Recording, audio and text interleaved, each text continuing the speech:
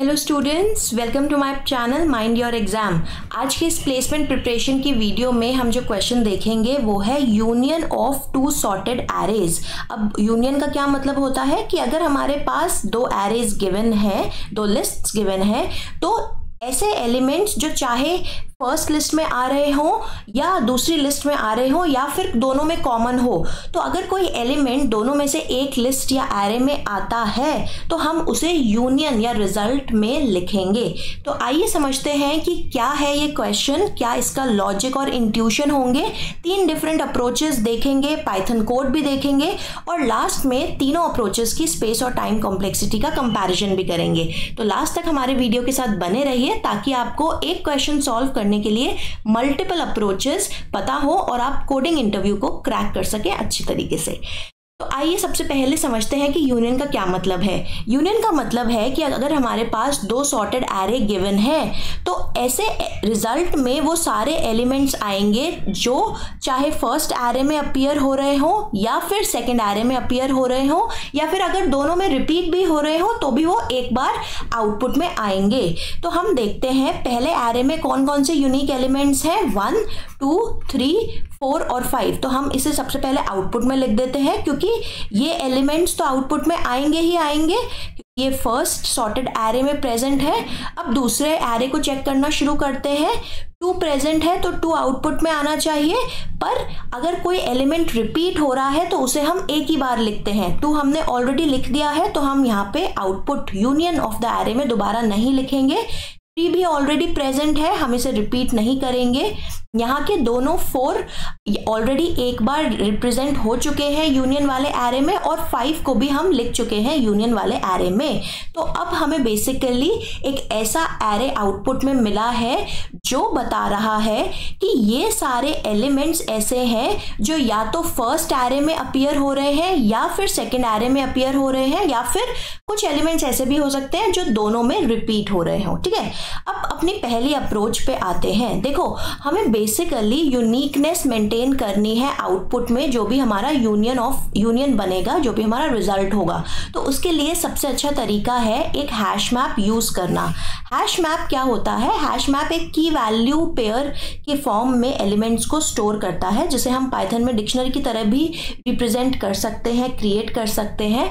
अब इसमें हमें क्या करना है, हमें दोनों एरे को एक एक करके ट्रेवर्स करना है और चेक करना है जो जो एलिमेंट्स इन दो एरे में आ रहे हैं उनको हैश मैप में स्टोर कराना है अगर वो नहीं प्रेजेंट है ऑलरेडी, और अगर वो ऑलरेडी प्रेजेंट है तो उनके काउंट को इंक्रीज करा देना हैश मैप में। ठीक है, अब करना कैसे है? सबसे पहले ए पे या फर्स्ट एरे पे हम मूव करना शुरू करते हैं। पहला एलिमेंट हमने देखा, पहला एलिमेंट है 1।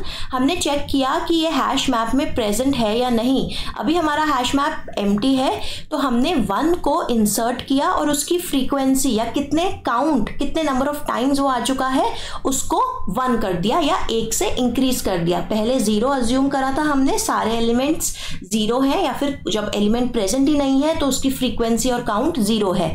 तो एक बार हमने 1 देखा तो उसकी फ्रीक्वेंसी हो गई 1। फिर हमने 2 देखा, 2 की भी फ्रीक्वेंसी हो गई 1 और उसे हमने हैश मैप में ऐड कर दिया क्योंकि वो प्रेजेंट नहीं है। 3 चेक किया, नेक्स्ट एलिमेंट 3 भी हैश मैप में प्रेजेंट नहीं है तो यहाँ पे उसे इंसर्ट कर दो और उसके काउंट को 1 कर दो। सिमिलरली 4 और 5 को भी हमें जब हैश मैप में चेक किया वो दोनों नहीं प्रेजेंट थे, हमने इन दोनों एलिमेंट्स को उनके काउंट के साथ इंसर्ट कर दिया। पहला एरे खत्म हो गया है। अब दूसरे एरे पे आते हैं। दूसरे एरे का पहला एलिमेंट है 2। हमने चेक किया क्या 2 प्रेजेंट है हैश मैप में? हाँ, बिल्कुल प्रेजेंट है। तो इसे हम दोबारा इंसर्ट नहीं करेंगे, जो भी इसकी फ्रीक्वेंसी या काउंट है उसको 1 बढ़ा देंगे। तो यहाँ पे हमने 1 को रिमूव कर दिया और 2 कर दिया क्योंकि दोनों एरेज में से मिला के हमने 2 2 बार देख लिया है। पहली बार हमने फर्स्ट एरे में देखा था यहाँ पे और दूसरी बार हमने सेकंड एरे में देखा है यहाँ पे। फिर अब सेकंड एलिमेंट देखते हैं, सेकंड एरे का 3 भी पहले से ही प्रेजेंट है तो दोबारा इंसर्ट नहीं करेंगे, उसके काउंट को बढ़ा देंगे 1 से। 4 भी प्रेजेंट है, 4 काउंट को 1 से हम बढ़ा देंगे तो ये हो जाएगा 2। दोबारा जब हमने सेकेंड एरे में 4 देखा तो हमने इसके काउंट को दोबारा एक बार बढ़ा दिया, ये हो गया, इसका काउंट हो गया 3। और लास्ट में जब हमने 5 देखा, 5 भी ऑलरेडी एरे हैश मैप में प्रेजेंट है तो इसके काउंट को 1 से बढ़ा देंगे, इसका काउंट हो जाएगा 2। अब हैश मैप में जितने भी एलिमेंट्स हमारे कीज के फॉर्म में आए हैं, यानी जितने भी एलिमेंट्स हमने स्टोर करे हैं, वो सारे वही एलिमेंट्स हैं जिनको या तो हमने एरे ए में एक बार देखा या एरे बी में एक बार देखा, या फिर जो दोनों एरे में कॉमन थे तो उनके काउंट 1 से बड़े होंगे। तो हमें यूनियन में क्या प्रिंट कराना है, ये सारे एलिमेंट्स, ठीक है, क्योंकि ये सारे एलिमेंट्स दोनों में एरे में से किसी एक में या दोनों में प्रेजेंट हैं। तो हम हैश मैप पे फिर पूरे को आइटरेट करेंगे, ट्रेवर्स करेंगे और एक एक करके लूप लगा के इन एलिमेंट्स को प्रिंट करा देंगे। आइए इसका पाइथन कोड देखते हैं। पाइथन कोड में हमने एक फंक्शन बनाया है, फंक्शन को डेफ कीवर्ड के साथ डिफाइन किया है। फंक्शन का नाम मैंने रखा है यूनियन ऑफ एरे, और यहाँ पे आर्ग्यूमेंट्स की तरह वो 2 एरे पास करे हैं ए और बी जिनका यूनियन मुझे चाहिए। यहाँ पे डिक्शनरी की तरह एक डिक्शनरी ही डिक्लेयर करी है जो हैश मैप की तरह वर्क करेगी, उसका नाम में मैंने हैश मैप दिया है, आप कुछ भी नाम दे सकते हैं। और फाइनल एक रिजल्ट में एक एरे हमने या एक लिस्ट बनाई है। पाइथन के अकॉर्डिंग मैं बात करूं तो लिस्ट में हम फाइनल आउटपुट स्टोर करवाएंगे। अगर आप चाहते हो कि ये एक्स्ट्रा स्पेस, ये एक्स्ट्रा लिस्ट आप ना यूज करो तो आप डायरेक्टली प्रिंट भी करा सकते हो हैश मैप पे ट्रेवर्स करके, वो भी मैं इस कोड के एंड में आपको बताऊंगी। तो देखते हैं करना क्या है। सबसे पहले जो हमारी पहली लिस्ट या एरे है ए, उस पे हमें एक एक करके ट्रेवर्स करना है, एलिमेंट को पिक करना है। ध्यान रखिए यहाँ पे मैंने रेंज फंक्शन नहीं लगाया है, तो यहाँ पे जो लूप वेरिएबल है EL या एलिमेंट, इसमें इंडेक्स वैल्यूज नहीं आएंगी, इसमें एक एक एलिमेंट्स आएंगे एक एक करके, ठीक है। तो अब हमने चेक किया कि क्या हैश मैप, क्या डिक्शनरी में ये एलिमेंट प्रेजेंट है। अगर प्रेजेंट है मतलब हम गेट कर रहे हैं इस एलिमेंट की फ्रीक्वेंसी, इस एलिमेंट का काउंट। अगर वो ऑलरेडी प्रेजेंट है तो इसका काउंट नॉन जीरो होगा। अगर वो एलिमेंट प्रेजेंट नहीं है तो एरर ना आए, इसीलिए हमने यहाँ पे 0 लिखा है। मतलब अगर एलिमेंट प्रेजेंट नहीं है तो उसके काउंट को 0 की तरह रिप्रेजेंट करो और उसमें ऐड कर दो 1, ठीक है। मैं यहाँ पे दोबारा समझाती हूँ। सबसे पहले हमने क्या किया है, हमने गेट फंक्शन अप्लाई किया है इस डिक्शनरी में। उससे क्या होगा, हम चेक कर रहे हैं कि अगर ये एलिमेंट इस डिक्शनरी में ऑलरेडी प्रेजेंट है तो उसकी फ्रीक्वेंसी मुझे लाके दे दो। अगर फ्रीक्वेंसी सपोज एलिमेंट प्रेजेंट है और फ्रीक्वेंसी 2 थी तो यहाँ पे वैल्यू आ जाएगी 2। और क्योंकि हमने एलिमेंट को दोबारा से देखा है इस एरे में, ये तो पास्ट की फ्रीक्वेंसी है, जितनी बार हम ऑलरेडी देख चुके हैं उस एलिमेंट को, हमने ए एरे में दोबारा से इस एलिमेंट को देखा है तो हम यहाँ पे 2 में 1 ऐड करा देंगे। लेकिन अगर इस एलिमेंट को हमने एक भी बार दोनों में से किसी एरे में नहीं देखा है और ये फर्स्ट टाइम है तो इसकी फ्रीक्वेंसी 0 कंसिडर की जाएगी, क्योंकि एलिमेंट डिक्शनरी में प्रेजेंट ही नहीं है। तो उस केस में हम यहाँ पे 0 रिटर्न करेंगे और उसमें 1 ऐड करेंगे, ठीक है। सिमिलरली हर एलिमेंट के लिए हम बी के लिए भी ट्रेवर्स करेंगे पूरे लिस्ट को, पूरे एरे को, और हर बार जब हमें एक एलिमेंट मिल रहा है बी में, हम चेक करेंगे कि क्या उसकी फ्रीक्वेंसी है हैश मैप या डिक्शनरी में। जो भी फ्रीक्वेंसी है उसमें 1 ऐड कर दो, और अगर एलिमेंट नहीं प्रेजेंट तो उसकी फ्रीक्वेंसी को 0 मानते हुए उसके फ्रीक्वेंसी या काउंट को 1 पे सेट कर दो और इस एलिमेंट को हैश मैप में ऐड कर दो अगर वो ऑलरेडी नहीं प्रेजेंट। फिर जब हमारे दोनों एरे ट्रेवर्स हो गए, हमने सारे एलिमेंट्स जो या तो ए या बी में प्रेजेंट थे उनके लिए हैश मैप बना लिया। फिर हम हैश मैप पे एक एक करके मूव करेंगे। हैश मैप के हर एक एलिमेंट को हमने पिक किया, उस एलिमेंट को मैंने की में स्टोर कराया है, और फिर जो भी मेरा आउटपुट एरे है रिजल्ट नाम का, जो भी मेरी लिस्ट है, उसमें मैं लास्ट में अपेंड करा दूंगी जो करंट की मैंने देखी है, जो करंट एलिमेंट मैंने हैश मैप में देखा है। यहाँ पे मुझे डुप्लीकेसी के लिए चेक करने की ज़रूरत नहीं है, क्योंकि अगर एक एलिमेंट डुप्लीकेट था तो हमने बस उस एलिमेंट की फ्रीक्वेंसी बढ़ाई थी, उस एलिमेंट को दोबारा ऐड नहीं किया था, ठीक है। तो हमने यहाँ पे रिजल्ट में स्टोर करा दिया और फिर प्रिंट करा दिया रिजल्ट को। अब इस केस में आप देख सकते हैं ये दोनों मेरे एरेज हैं। पहला एरे है 1 2 3 4 5 6 7 8 9 10 और दूसरा एरे है 2 3 4 4 5 11 और 12। अब इसमें कॉमन मतलब हमें देखना है कौन कौन से एलिमेंट्स आ रहे हैं। 1 से लेके 10 तक सारे एलिमेंट्स पहले एरे में आ रहे हैं तो उन्हें तो आप डायरेक्टली लिख ही सकते हैं। उसके अलावा 1 से लेके 10 के अलावा कौन से एलिमेंट्स हैं जो बी में आ रहे हैं, 11 और 12। ये सारे एलिमेंट्स तो ऑलरेडी ए में भी आ रहे हैं तो हमने उन्हें इंक्लूड कर ही लिया होगा। 11 और 12 को भी हमने आउटपुट में इंक्लूड करा है। ठीक है, तो ये था पहला अप्रोच और उसका पाइथन कोड। अब आते हैं दूसरी अप्रोच पे। देखो दूसरी अप्रोच में अगेन हमें ये ध्यान रखना है कि हमें आउटपुट में या जो यूनियन है हमारा उसमें यूनिकनेस मेंटेन करनी है, उसमें डुप्लीकेसी नहीं होनी चाहिए। तो दूसरी अप्रोच हमारी सेट यूज करती है। सेट क्या करते हैं? सेट बेसिकली यूनिक एलिमेंट्स को एक्सट्रैक्ट करते हैं और उन्हीं से सेट फॉर्म होता है। हमें इस सेकंड अप्रोच में क्या करना है, सबसे पहले जो मेरे दो लिस्ट हैं या जो दो एरेज हैं उन्हें कंबाइन कर दो। तो पाइथन में कंबाइन करने के लिए हमारा प्लस ऑपरेटर या कॉन्कैटिनेट ऑपरेटर होता है। तो a प्लस बी ये भी एक लिस्ट थी और ये भी एक लिस्ट थी। चाहे आप किसी भी प्रोग्रामिंग लैंग्वेज में कोडिंग कर रहे हैं, आपको इन दोनों को कंबाइन करना है या कॉन्कैटिनेट करना है।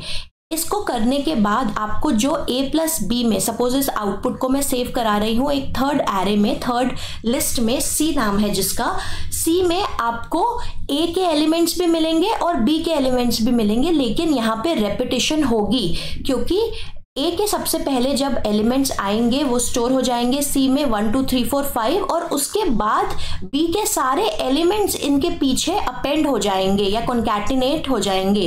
अब इसमें डुप्लीकेसी चेक नहीं होती, यहाँ पे रिपीटेशन अलाउड है। देखो 4 यहाँ पे भी आ रहा है, ए में भी आ रहा था, 5 ए और बी दोनों में आ रहा है तो 2 बार आ रहा है, इसलिए ऐसे ही 2 और 3 भी रिपीट हो रहे हैं। अब जब हमने कंबाइंड लिस्ट बना ली, हम इस पे सेट फंक्शन कॉल कर देंगे। सेट फंक्शन क्या करता है, जो भी उसमें लिस्ट पास की गई है सेट फंक्शन में, उससे सिर्फ यूनिक एलिमेंट्स को पिक करके अपने सेट में रखता है। तो इसके यूनिक एलिमेंट्स हैं 1 2 3 4 5 और इसे हमने सेट बना दिया है। अब आप चाहें तो सेट के फॉर्म में ही प्रिंट करा सकते हैं। अगर आपको फिर से इसे लिस्ट के फॉर्म में ही प्रिंट कराना है तो दोबारा से इस सेट को लिस्ट में कन्वर्ट कीजिए। लिस्ट में सिर्फ यही यूनिक एलिमेंट्स होंगे और आप उन्हें प्रिंट करा सकते हैं। आइए इसकी पाइथन अप्रोच देखते हैं, पाइथन में कैसे आप कोडिंग करेंगे। बहुत ही सिंपल, बहुत ही छोटा सा कोड है। सबसे पहले जो दो एरेज हैं ए और बी जिनका मुझे यूनियन चाहिए, इन दोनों को मैंने कंबाइन कर दिया या कॉन्कैटिनेट कर दिया और सी में स्टोर करा दिया। ठीक है, यहाँ पे रिपीटेड एलिमेंट्स होंगे सी में, तो सी पे मैंने सेट फंक्शन अप्लाई किया है जो कि जिसका आउटपुट मैंने एस नाम के एक वेरिएबल में सेव कराया है। ये एक सेट होगा जिसमें सी लिस्ट के सिर्फ यूनिक एलिमेंट्स प्रेजेंट होंगे। हमें किस ऑर्डर में प्रेजेंट है उससे कोई मतलब नहीं है, क्योंकि हमें सारे यूनिक एलिमेंट्स बस चाहिए जो दोनों में से किसी एरे में एक बार आ रहे हैं। अब क्योंकि एस एक सेट है, अगर हमें लिस्ट के फॉर्म में रिजल्ट चाहिए तो यहाँ पे मैंने एस को वापस से लिस्ट फंक्शन यूज करते हुए लिस्ट में कन्वर्ट कर दिया और रिजल्ट वाले वेरिएबल में उसका आउटपुट स्टोर करा दिया और उसे प्रिंट करा दिया। तो यहाँ पे अगर मैं सेम दो एरेज लूँ यूनियन निकालने के लिए तो आउटपुट आपका फिर से वही आएगा। तो इस लॉजिक से भी आप अपना कोडिंग कर सकते हैं। अब आते हैं थर्ड और फाइनल अप्रोच पे। देखो थर्ड और फाइनल अप्रोच उस चीज का यूज करती है जो हमें क्वेश्चन में ऑलरेडी गिवन है। अभी तक हमने हैश मैप यूज करा, अभी तक हमने सेट यूज करा, पर दोनों में से किसी में हमने इस चीज का फायदा नहीं उठाया कि दोनों एरे ऑलरेडी सॉर्टेड हैं, है ना। तो थर्ड अप्रोच बिना सेट यूज करे, बिना हैश मैप यूज करे, इसको चेक करती है कि सॉर्टेड ऑर्डर है तो दो पॉइंटर मेंटेन करते हैं। एक पॉइंटर होगा जो फर्स्ट एरे पे मूव करेगा, दूसरा पॉइंटर होगा जो दूसरे एरे पे वर्क करेगा, और सॉर्टेड ऑर्डर दोनों का है तो उसकी हम एडवांटेज लेंगे, उसका हम फायदा उठाएंगे। देखते हैं कैसे काम करेंगे। हमने दो पॉइंटर या दो वेरिएबल, पॉइंटर मतलब वो C++ वाला पॉइंटर नहीं जो मेमोरी एड्रेस स्टोर करता है, पॉइंटर मतलब दो ऐसे वेरिएबल जो किसी लोकेशन पे पॉइंट कर रहे हैं, किसी एलिमेंट पे पॉइंट कर रहे हैं इन दोनों एरेज पे, ठीक है। यहाँ पे एड्रेसेस स्टोर नहीं हो रहे।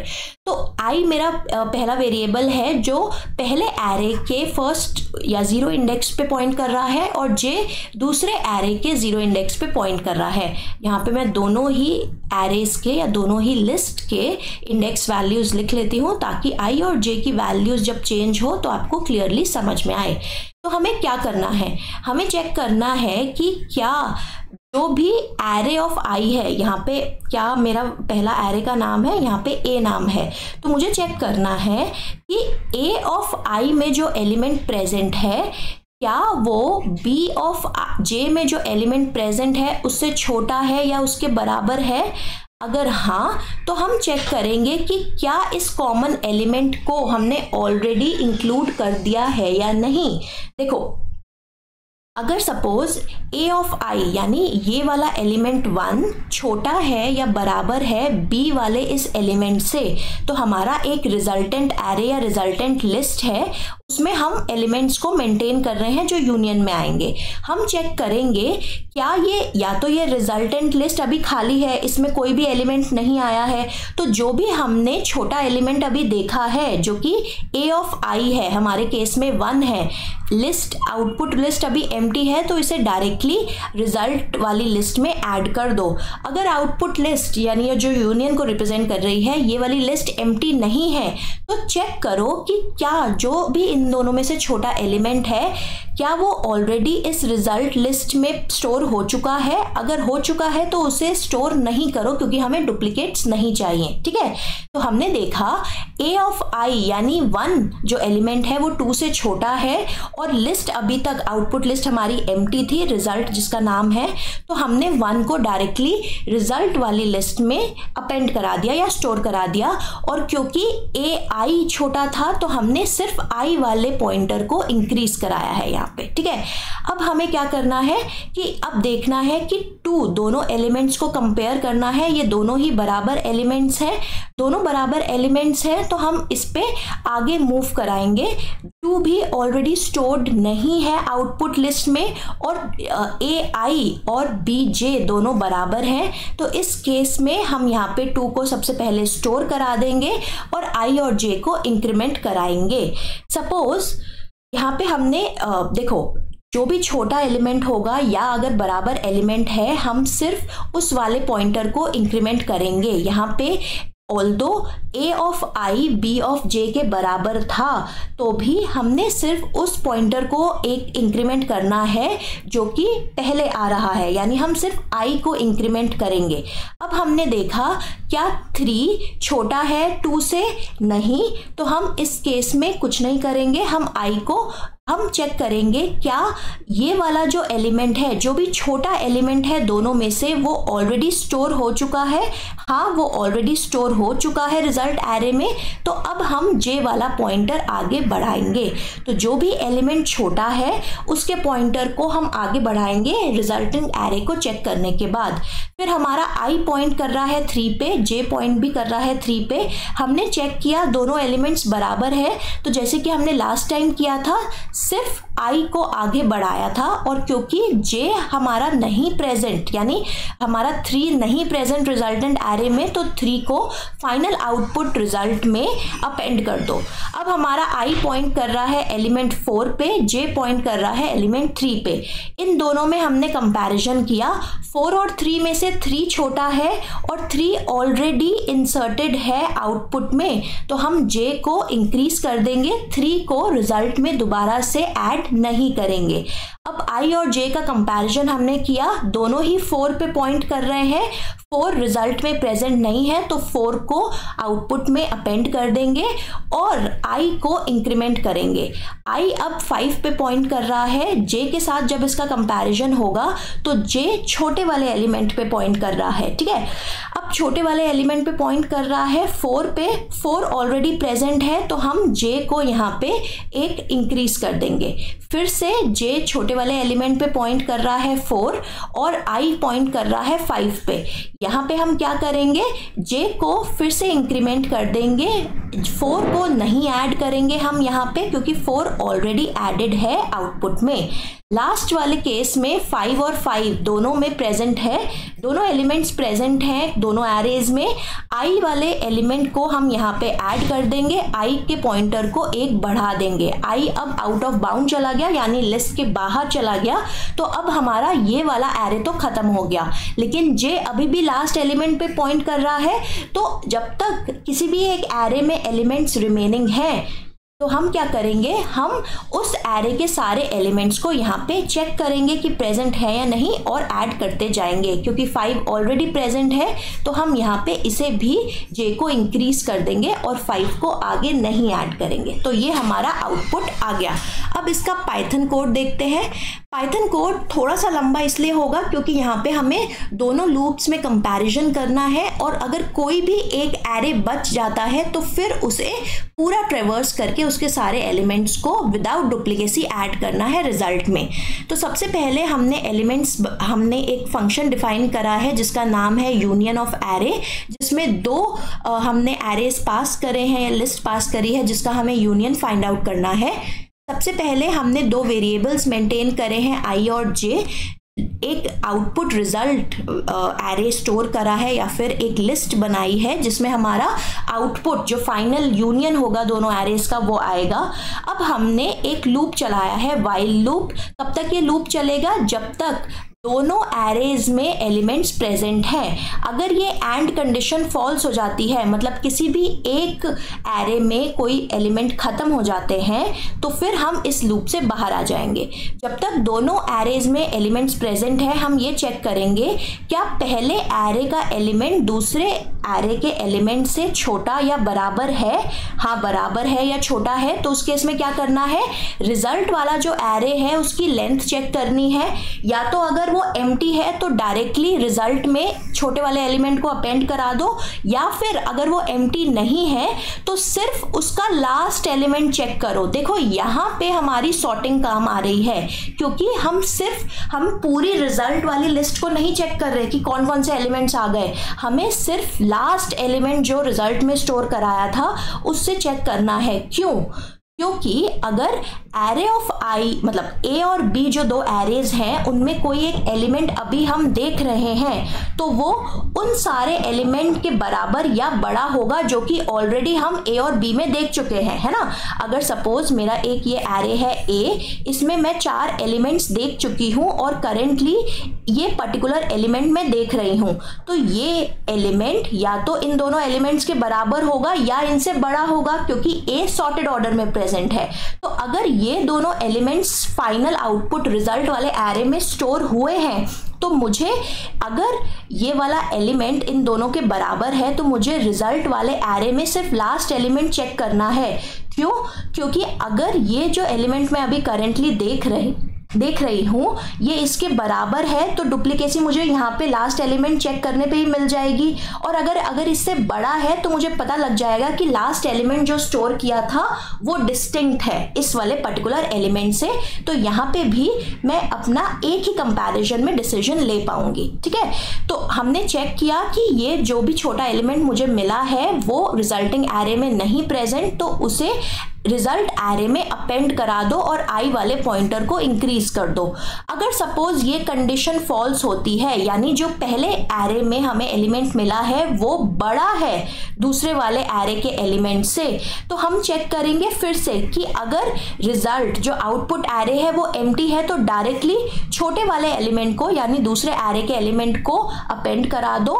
लेकिन अगर जो आउटपुट एरे है वो एम्प्टी नहीं है तो एक बार चेक करो कि लास्ट एलिमेंट जो हमने इस आउटपुट रिजल्ट एरे में स्टोर किया था क्या वो छोटे वाले एलिमेंट के बराबर तो नहीं है। अगर नहीं है तो इसे अपेंड करा दो रिजल्ट में और फिर j को इंक्रीज कर दो। तो जो भी एलिमेंट छोटा है या बराबर भी आता है उस केस में हम i और j को उसके अकॉर्डिंग ही इंक्रीमेंट करेंगे, दोनों वेरिएबल्स को दोनों एक साथ नहीं करेंगे।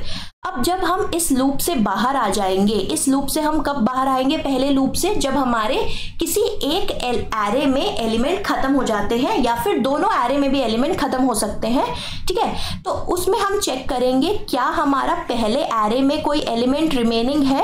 अगर हाँ, तो हर उस रिमेनिंग एलिमेंट के लिए हम चेक करेंगे क्या वो रिमेनिंग एलिमेंट रिजल्टिंग एरे में स्टोर हुआ है या नहीं। अगर वो रिजल्टिंग एरे में स्टोर नहीं हुआ, मतलब a ऑफ i बराबर नहीं है रिजल्ट के लास्ट एलिमेंट से, तो हम उसे रिजल्ट में अपेंड कर देंगे और i को इंक्रीज करेंगे। और अगर j वाला लूप यानी सेकंड एरे बचता है, तो हम सेम काम करेंगे, जब तक सेकंड वाला एरे खत्म नहीं हो जाता, उसके जितने भी रिमेनिंग एलिमेंट्स हैं हम उसे चेक करेंगे। यहाँ पे b आना चाहिए था। हम उसे चेक करेंगे कि क्या वो रिजल्टिंग एरे में प्रेजेंट है या नहीं। अगर वो नहीं है तो b ऑफ j ऐड कर देंगे, ठीक है। तो ये था हमारी थर्ड अप्रोच, इसका आउटपुट भी सेम ही आएगा। और अब आप देखेंगे कि तीनों का कंपैरिजन क्या है। हमने तीन अप्रोचेस देखी हैं। पहली थी हमारी हैश मैप यूज करती हुई अप्रोच थी, दूसरी हमारी सेट को यूज करती हुई अप्रोच थी, और तीसरी हमने सिर्फ दो पॉइंटर्स को यूज करा है ताकि हमें एक्स्ट्रा कोई डेटा स्ट्रक्चर ना यूज करना पड़े।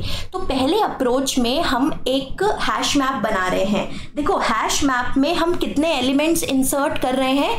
अगर मेरा जो पहला एरे था A था, उसमें m नंबर ऑफ एलिमेंट्स थे, और जो दूसरा एरे सपोज B है उसमें n नंबर ऑफ एलिमेंट्स हैं, तो हैश मैप में मुझे m plus n elements insert करने हैं, या फिर दोनों एरेस के जितने भी एलिमेंट्स हैं उनके लिए मुझे चेक करना है, चाहे वो यूनिक हो चाहे वो डुप्लीकेट हो।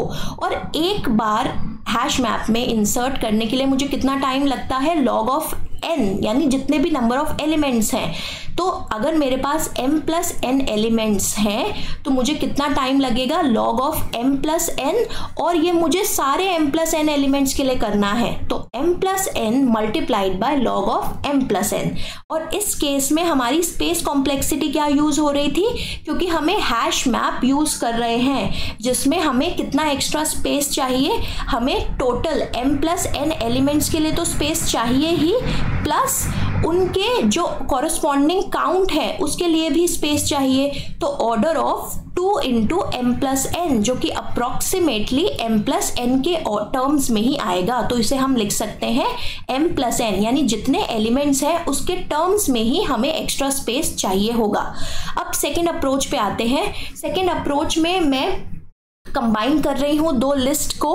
तो दो लिस्ट को कंबाइन करने के लिए मुझे टाइम कितना चाहिए होगा? दोनों में जितने एलिमेंट्स हैं, राइट, जो फाइनल मेरी कॉन्कैटिनेटेड लिस्ट आएगी उसमें मुझे या तो मैं ऐसे करूं कि एक एग्जिस्टिंग लिस्ट को कॉपी करूं दूसरी लिस्ट में, रिजल्टिंग लिस्ट में, और फिर दूसरी वाली जो मेरा एरे है उसके सारे एलिमेंट्स को ऐड करूं, अपेंड करूं उसमें। तो इसमें लिस्ट में कन्वर्ट करने के लिए हमारे पास टाइम लगेगा order of m plus n, जितने भी एलिमेंट्स हैं, है ना।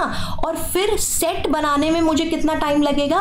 अगेन हैश मैप की तरह एक सेट में एक एलिमेंट को इंसर्ट करने में टाइम लगता है log ऑफ n मतलब जितने भी टोटल एलिमेंट्स हैं। तो यहाँ पे अगर total elements m plus n है तो एक बार एलिमेंट को इंसर्ट करने में टाइम लगेगा log of m plus n, और उन m प्लस n एलिमेंट्स का सेट बनाने में मुझे टाइम लगेगा again m plus n elements multiplied by time taken to insert one element. तो ये भी हो गया।